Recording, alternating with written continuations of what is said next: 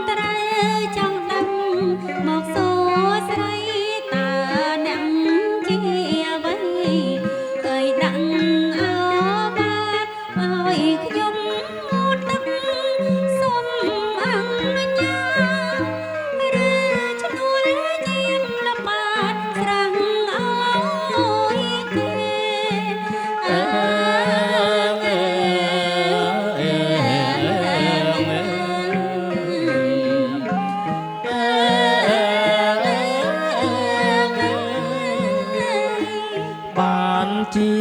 ខ្ញុំហ៊ានពោលដូច្នោះព្រោះខ្ញុំជាម្ចាស់ស្រះណាមៀងមេបានជាខ្ញុំហ៊ានសួរដូច្នេះព្រោះខ្ញុំជាម្ចាស់ស្រះណាមៀងមេស្រីណាងូតហើយមិនរួចទេ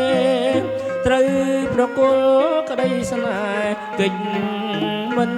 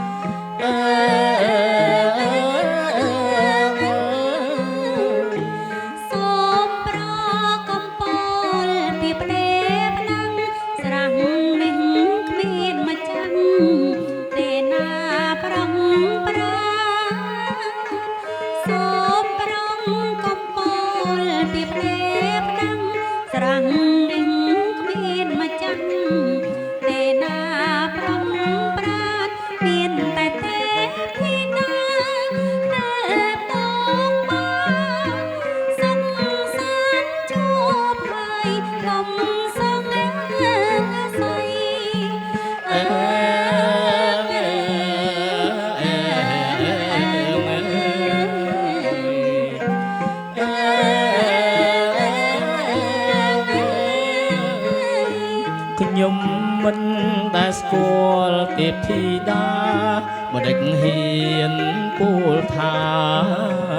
យ៉ាងនេះនៃខ្ញុំមិនដែលស្គាល់ទេពធីតាមិនដេចហ៊ានពោលថាយ៉ាងនេះនៃនាងចង់អួតខ្លួនឬចរណៃសូមនាងស្រដីឲ្យសមផង